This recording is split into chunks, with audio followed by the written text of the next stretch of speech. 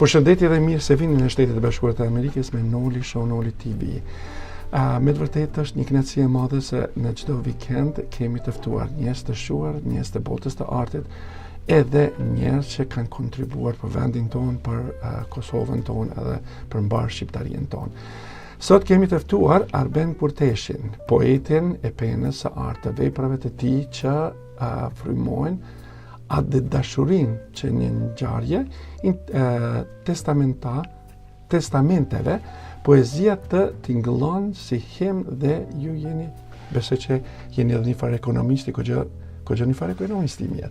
Përshëndetje dhe mirë se ke ardhen në Shtetet e Bashkuara të Amerikës, po me qenë se jemi pak larg, por besoj që zëri do të na bjen afër, kështu që si e ke kaluar sot dhe si po kalon këtë ditë vikendit në Zvicër je. Ju falenderoj për ftesën, po kilometrat nuk janë të lartë për shqiptar, ne jemi tash mundësi teknologjike, shumë falenderoj për ftesën. Sot është ditë e nxehtë këtu në Zvicër, 31 gradë, po me gjithë dëshirë do të bisedojmë sot për çështjen tonë kombëtare dhe për veprat e mia. Atë të dal pak, të na përmendesh pak Gjilanin e bukur, fëmijën tonë atje që i ka kaluar, sa kohë ke ne dhe sa ke qëndruar dhe na tregu pak ato sakrifica që e ke marrë rrugën me dalë jashtë? Po, unë jam lindë, jam rrit në Gjilanin e bukur, sikur që thatë, në qytetin më të bukur të Kosovës nga ana ime. Dhe aty kam lindë, pra, jam rrit, kam përfunduar shkollën fillore dhe atë përgjithësi. Dhe që nga viti 1991 jetoj e veproj këtu në Zvicër, sikurse ju që e përmendet, këtu pastaj kam filluar prapë të shkollon dhe kam përfunduar shkollën e lartë e ekonomisë këtu në Zyrich. Atëherë, trego fëmijëria që ka qenë, që ka të kanë shtyr që t'jesh një person shumë i shuar mas shkrimeve, mas kombit, mas gjithë shkajt. Po, pyetje me vend, sikur se ne gjithë shqiptarë në kohën e sundimit, nënat tona, ato që bën kthesën e madhe historike, ato që na rritën me atë dashuri dhe bën lakun e madh për arritjen, për triumfin kombëtar, për arritjen e lavdishme të lirisë, ato na mësuan se si duhet atë dheu dhe se si gjithçka përdoret si shteg drejt arritjes.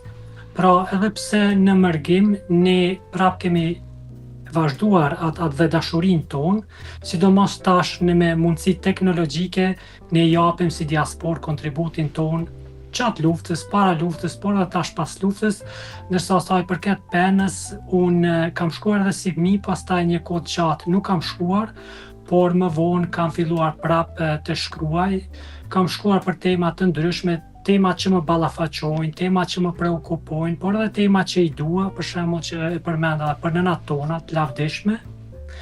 Kam shkruar disa vepra deri më tani, që mund t'i ceku, librin Tingujt e zemrës. Në librin Tingujt e zemrës kam shkruar kryesisht poezi nga tema që më frymëzojnë dhe tema që më ballafaqojnë me gjendjen tonë aktuale.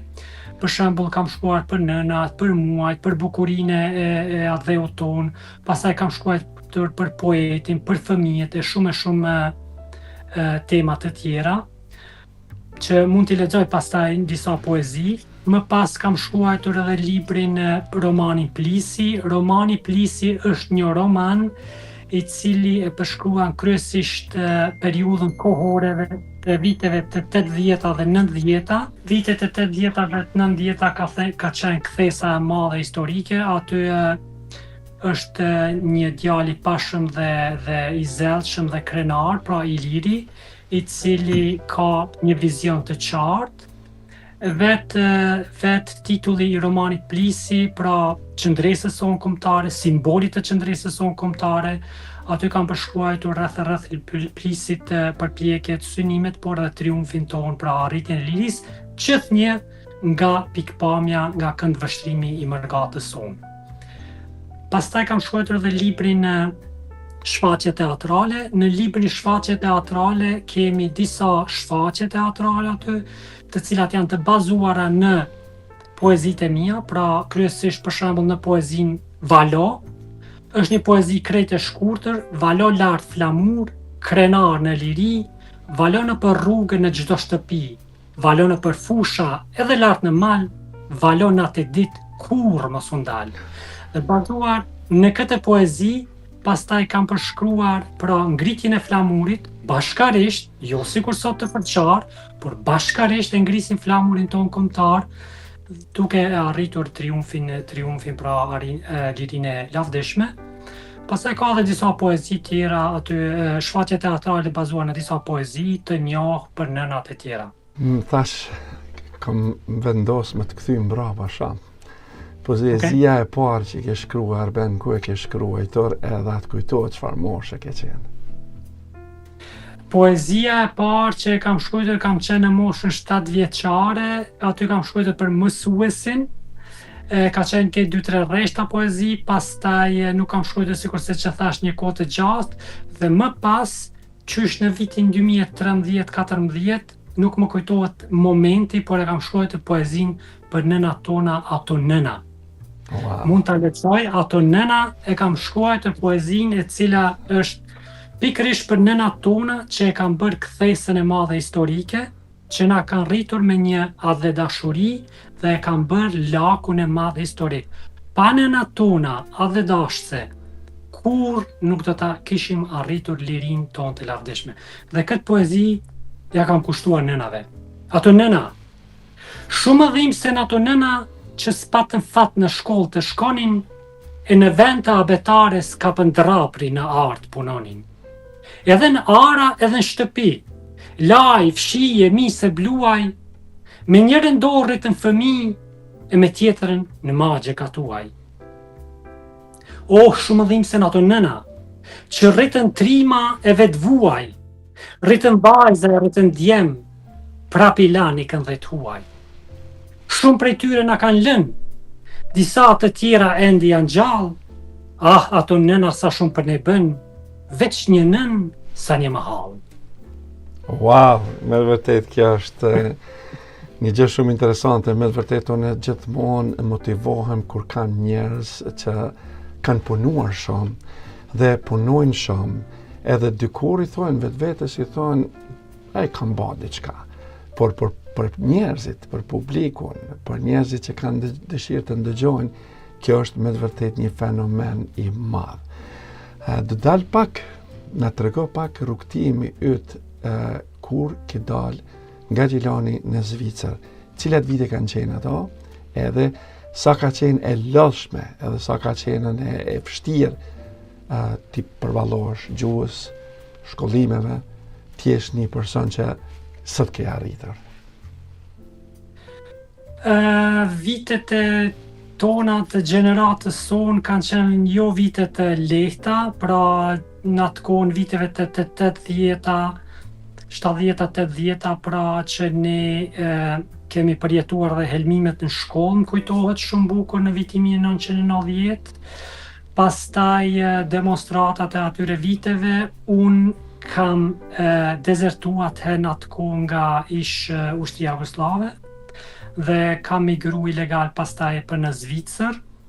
Këtu në Zvicër fillimet e mia nuk kanë qenë të lehta sepse nuk e kam ditur gjuhën, pra sikurse shumë shqiptar tjerë këtu që ka pas me mira, që e falenderojmë shtetin zvicran që ka bërë shumë për neve. Pastaj unë fillova ta mësoj gjuhën që më ka frymëzuar dhe një poezi ta shkruaj një i pamposhtur që më vonë do ta lexoj, se ne jemi një popull i pamposhtur, sepse vitet e para të kthejmë, unë mësova gjuhën, punoja sikurse shumë shqiptar tjerë në restoran, pastaj mbrëmje mësoja gjuhën gjermane disa vite, më pas kam vazhduar, kam punuar si teknik medicinal në spitalin universitar, më pas vendosa të studioj ekonomi këtu në një kolegjin akademik Gesellschaft, pra një kolegj akademik. Aty e përfundova dhe shkollën e lartë të ekonomisë, pastaj kam punuar për firma të ndryshme globale, të 10 global, për Merkin e tjera. Dhe edhe tash punoj si menaxher në pjesën gjermane të Zvicrës në lëmin e onkologjisë. Këto nuk kanë qenë vitet e lehta, por ja kam dalë, pra dhe jam shumë i kënaqur me arritjet e mia. Dhe pasioni im kanë qenë gjithmonë leximi edhe sot edhe shkrimi, pra kam shkruar disa vepra deri më tani. Me sa kemi kuptuar se ju keni dalë atëherë në vitit 1991, me sa e di. Po, çfarë moshe ke qenë atëherë? Atëherë kam qenë në moshën 19 vjeçare, Wow. Edhe do të dal pak gjuhën, e përmenet të gjithat edhe asi. Si i shikojnë zvicranët e shqiptarët atje të suksesshëm siç jeni ju edhe sa ju i afrojnë, se unë kam dëgjuar që zvicranët janë pak njerëz pak si toftoft janë, me sa e di unë, sa e kam kuptuar, por do të thonë ju jeni ai personi që i keni thyr ato barikadat që keni arritur në suksesin që ju sot e posedoni. So ka qenë vështira jo. Zvicranët janë popull i ndershëm dhe janë popull shumë i pritës. Të rikujtoj, në vitet e 90-ta, Zvicra ka qenë vendi ku më së shumti ka pranuar refugjat nga Kosova për kokë banori. Kemi qenë afër 40.000 refugjat, të cilët i kanë pritur me duar hapur, i kanë strehu dhe pastaj Zvicra prap edhe sot kontribon në Kosovën tonë të dashur. Ne, ata të cilët nuk janë të kënaqur me Zvicra dhe zvicranët, lirisht mund ta blejnë një bilet, një kafshë drejt Syrit për në Prishtinë. E njëjta është edhe në Shtetet Bashkuara të Amerikës, gjithmonë njeriu të suksesshëm i jepet mundësia edhe bën çmas edhe dyert i hapën, edhe siç thuhet me një fjalë popullore, ata që janë pak më shkojnë atë punën e demelave, aty vend nuk ka për asnjë. Absolut. Atëherë, Arben, deshta të pës se ne me të vërtet që jemi në gurbet dhe që kemi kilometra shumë, që jemi larg vendlindjes, gjithmonë na mundon diçka, është ashtu, për vendin, për çështjen kombëtare.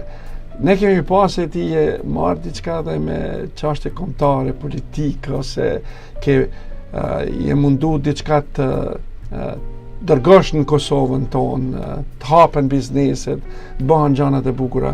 Sa ka qenë e lodhshme ajo periudhe juaja që keni bërë dhe ndoshta dhe bëni tani prap? Unë gjithherë kam kontribuar sa mundë për vendin tonë, ndërsa sa i përket zhvillimit ekonomik ai më ka interesuar gjithmonë dhe më intereson sot, edhe për atë më ka shtyr ta shkruaj edhe një libër librin Pak Filozofi. Në librin Pak Filozofi kam shkruar sepse ne dhe si ne e arritëm gati se po thuaj të pamundurën, në lirin, dhe tash nuk po mund të arrijmë zhvillimin e vendit në nivel evropian e përtej.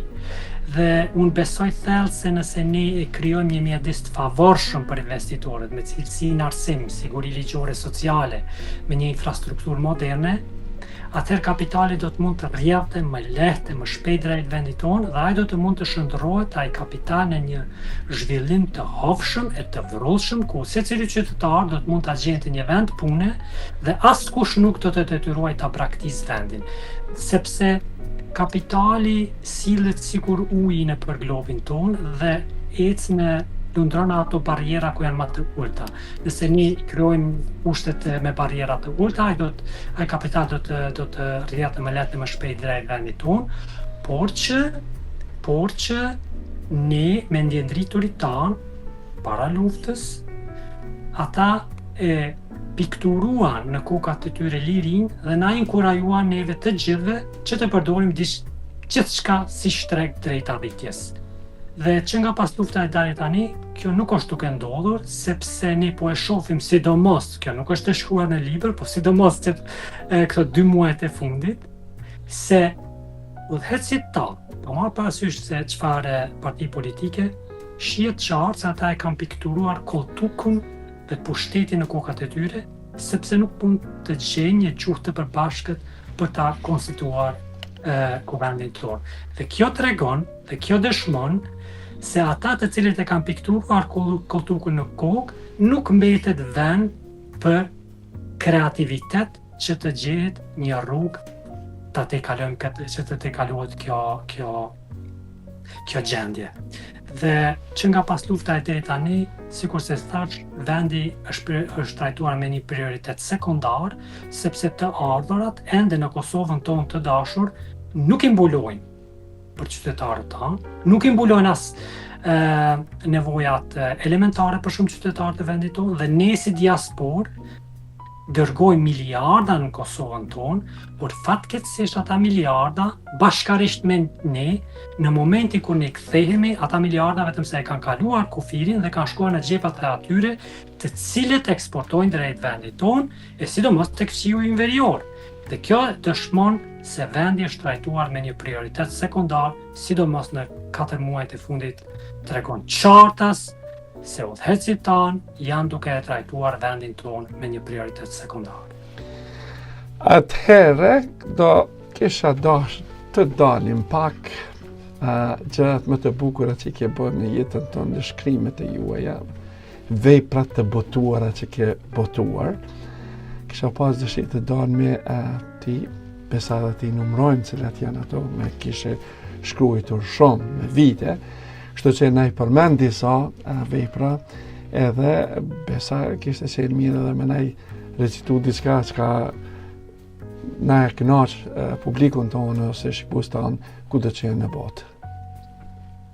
Po, me dëshirë, veprat deri tani i kam shkruar 6 libra, Tingujt e zemrës, një përmbledhje dhe të parën, pastaj librin sikurse që përmenda shfaqje teatrale, librin pak filozofi, romanin Plisë dhe një libër krejt për fëmijë me ilustrime, Macja Art, një trilogji për fëmijë, dhe me dëshirë mund t'i lexoj disa poezi që besoj se do t'ju pëlqej, sidomos poezinë i pamposhtur, sepse ne jemi të pamposhtur. Lutem, vetëm vazhdo, është kënaqësi me ndëgjuar. Jam i pamposhtur, lëshoj kushtrim. Kam shumë zemra në trupin tim. Disa rrahin në gjoksin tim, të tjerat më rrahin në mërgim. Më mbajnë të fortë e më bëjnë trim, të gjitha e nga gjaku im. Jam tokë e vjetër, shkëm begur, kam shumë zemra, nuk shuhem kur. Wow. Kjo është poezia për të pamposhturit, pra për ne. Vazhdo tjetër atje. Po, i kam shkruar edhe 2 poezi tjera, dua t'i lexoj. Poezin për shembull e kam shkruar një për poetët tanë. Poeti, shkronja, fjalë, shkruan rreshta dal nga dal. Faqe, tituj, pa u ndalur, shkruan kapituj. Shkruan bashk me vetveten, ditën, natën, shkruan të jetën. Dhe kur ikën, lëpas dhurata me vepra të shkurtra e vepra të gjata. Sa bukur. Pastaj një për fëmijë, e kam shkruar një për fëmijë që shpresoj që të bërë fshihet në abetare, ja kam dërguar, ta shohim me ato të përfshihet. I kam përshkruar muajt në 12 vargje. Muajt, viti i ri vjen me janar, pastaj shkurti me acar, marsi vjen me rreze dielli, në prill i kaltër duket qielli. Lulet në maj janë bukuri, e qeshori vjen me qeshi, në korrek dhapa na gëzon, në gusht lumi na freskon, në shtator hapen shkollat, në tetor piqen mollat, bien gjethet në nëntor, na gëzon bora në dhjetor. Sa pas ka marrë malli me ndëgju këso gjëra të bukura këto, të lutem recito edhe pak. Po, pastaj kam shkruar edhe një kthimi i papritur, edhe kjo ja kam dedikuar nënave tona, që presin. Kthimi i papritur. Herët në mëngjes filloi dielli të shëndrit, dëgjova zëra njerëzish duke përshpëritur. Syve su besoj në këtë qetësi, kur shoh ata njerëz që vinë në shtëpi. Disa ishin plakur, disa ishin të rinj. Zot, a është e mundër këta e bitë e mi? Ne të lam të re e të gjetëm plak, të lutem për atë Perëndi na e fal këtë mëkat. Sa bukur. Edhe poezinë arratisja shpesh herë ngatërrohet. Këtë e kam shkruar në përgjithësi për refugjatët që ikin e lajnë shkru me hi vendin e tyre. Të lutem. Arratisja. Çka kanë këta njerëz që vinë si tërbuar, të rinj, burra, pleq e nëna me fëmijën e duar. Janë nisur për rrugtim, në rrugën për shpëtim, lundrojnë në detin e gjatë në Arrati pa kthim. Mbrapa lanë gjithçka, lanë shumë histori, të djegur nga barbarët, të bërë shkrum e hi. Wow. Atëherë, pra të dal pak... Edhe një poezi kisha dashur me lexu që nuk e kam lexu asnjëherë para kamerave. Të lutem. Për nënat tona të cilët ende kërkojnë lëmosh. Ferri, kam titullu, edhe kjo është për nënat. Kush e kalon jetën aty të një xhami, në trotuar ulur në diell bore në shi. Një nën e mjeruar me dorën e shtrirë, me të birin e gji dhe kërkon mëshirë. Beson se Perëndia të ka harruar, të kërkon e të uron me sy të pikëlluar. Të birin e mbulon që të ndroj në qetësi, të mos e shoh atë ferë se ende është i ri. E në mbrëmje ngritet ecën rrugëve të qytetit, kalon pranë restorantëve ku arkëtohen barkëmdhenjtë të shtetit. Dhe kur hyn brenda, zgjat dorën për të kërkuar, barkëmdhenjtë zgërdhihen me nënën e mjeruar. Edhe ashtu e përçmuar, prap nëna i uron, duke shpresuar se ndonjëri diçka do t'i dhuroj. Wow. Tash do të ndalem dhe të pyes për dy vajzat e bukura që i ke. Do t'ja trashëgojsh shkrimin apo janë të interesuar edhe në çfarë veprimi janë të përcaktuar, se është mirë me ditë edhe pak edhe për fëmijët e tanë se sa hecin para dhe si do të zhvillohen edhe sa do të marrin njohuri nga prindërit edhe kapacitetin. Jo, ato nuk janë të interesuar me shumë shkrime, ato bëjnë merren muzikë, kryesisht me këndim edhe me violin dhe besoj se edhe do të përcaktohen në atë drejtim, pra me muzikë, se ajo më shumë ju intereson, shkrimi më pak, po edhe ajo është art, domethënë, dhe ajo është domethënë ajo që ju intereson më shumë ti. Sa herë viziton vendlindjen edhe sa frymëzohesh kur të shkosh atje, si të duket atje vendi? Natyrisht se adheu jonë është frymëzimi jonë, inkurajimi jonë, dhe si të duket, natyrisht se në syrin tonë është gjithmonë e bukur ajo Kosova jonë, gjithmonë e bukur. Pa marrë parasysh se në çfarë gjendje gjendet, sa i përket bukurisë vendit, sa i përket njerëzve, sa i përket emocioneve, natyrisht. Por kur shohim në anën tjetër se çfarë krahasimi është domethënë me vendet e zhvilluara ne ku jetojmë ndaj Kosovës, është një tragjedi sepse shihet qartas se ende është një mjerim, sepse vendi është zhvilluar, por vendi nuk është zhvilluar me atë vrullin që ne e duam, që për shembull qytetarët tanë të kenë mundësi që të trajtohen me një kualitet të mirë të mjekësisë, me cilësi, me arsim cilësor, që mos të kenë probleme për shembull se humb një vend punës ose nëse e ke një sëmundje të rëndë, atëherë shpesh herë për familjet tona është vetëm se një tragjedi, sepse njerëzit varrohen duke i dërguar të dashurit e tyre jashtë vendit për t'i trajtuar, dhe kjo natyrisht se më brengos shumë. Prapa juve po shikojmë një galeri me libra. A jeni collector, që i kolektoni libra, që i bleni, i mirni, apo je edhe në ndonjë shoqat të shkrimtarëve shqiptarë në Zvicër atje? A keni shoqat të shkrimtarëve? ka shoqata të shkrimtarëve, unë për shkak kohës nuk më tepër merrem online me shkrimet se sa personalisht, sepse edhe tash jemi online, sepse ne jemi të gjithë të angazhuar shumë. Sa i përket librave, i kam disa libra të cilat janë të botuara dhe libra që i lexoj, domethënë libra që i lexoj, por më tepër, sidomos 5 vitet e fundit, unë më shumë lexoj online ose i dëgjoj libra se sa që i lexoj, sepse për shkak kohës, për shkak mundësive teknologjike ma lehtë, domethënë mundesh me bë downloadën ose me dëgju shpejt se sa më shumë me ble, me porositë, me tarë. Atëherë, kisha pas dëshirë për publikun të dinë se ku mund të gjenden librat e juaja apo të lexojnë online, se shumica tash i kanë bërë në për online edhe paguajnë disa para që t'i lexojnë ose t'i blejnë. Kështu që a ke të botuara shumë që të orientohen edhe me të vërtet që kanë poezi të veçanta tuat, edhe ku mund t'ju kontaktojnë? Poezitë e mia dhe shkrimet e mia të gjitha mund që jenë më së lehti në faqen time në Facebook ose tjera të rrjete sociale. Por mund të gjeni aty edhe falas, unë gjitha librat i kam falas, janë me QR code, më thënë atë kodin ku mund të skenohet, ose te libraria Prokult, sa ata i botojnë dhe mund t'ja u dërgojnë. Wow, sa bukur, kjo është një fenomen që me të vërtet edhe me të vërtet je një autor i shuar dhe si e shef shkrimet e tjerëve që po bëhen tani për tani në romane ose në shkrimet poezieve, prozave, dramave. Si shef ato? E shef një mënyrë që janë mirë se cile ka versionin e vet apo si?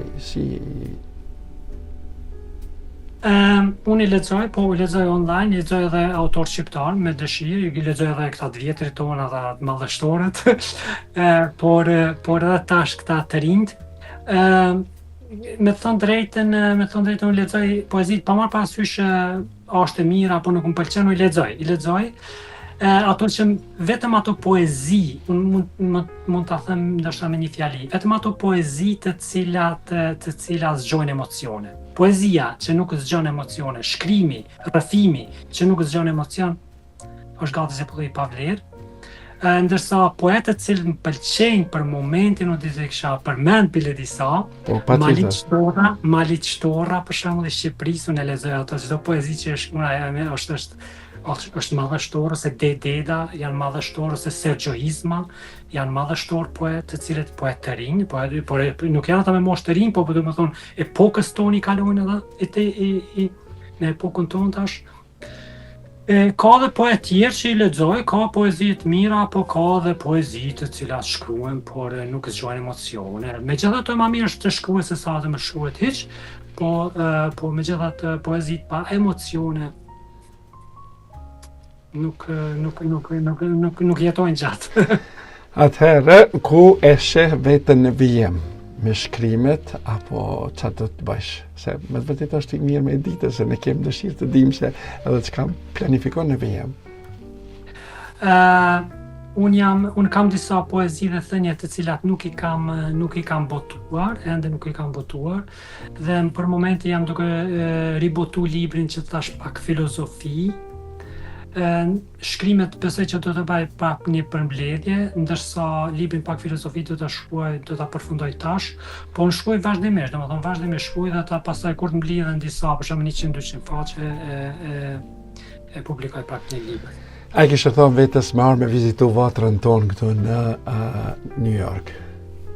Me dëshirë kisha me ardhë, nëse mi pët mundësia, po me dëshira, por për momentin jam i angazhuar, po besoj që në të ardhmen.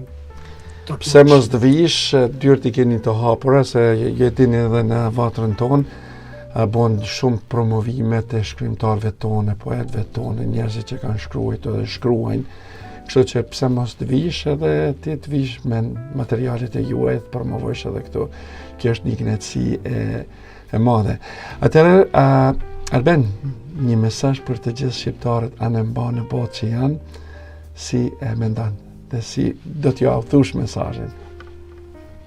Mesazhi për të gjithë shqiptarët të qëndrojnë ashtu sikur që janë me shekuj të pamposhtur. Dhe ne jemi të vegjël për përçarje, ne jemi shumë të vegjël për përçarje të qëndrojmë të bashkuar dhe mesazhi im i fundit është nëse ngrihemi si dy shtete, jemi dy shtete të ndarë. Nëse ngrihemi së bashku, jemi një shtet shqiptar. Më meti kjo fjala pamposhtur si peng. Me qenë se unë jam në Amerikë që 26 vite, edhe gjithmonë po ndëgjoj fjalë të mira, fjalë të reja, por këtë se kisha ndëgju pamposhtur, edhe çfarë do më thonë kjo fjali, edhe ta përmbyllëm me këtë fjali. I pamposhtur nuk do të thotë që kur mos të rrëzohesh, por i pamposhtur do të thotë që edhe nëse rrëzohesh, prapë të zgjohesh.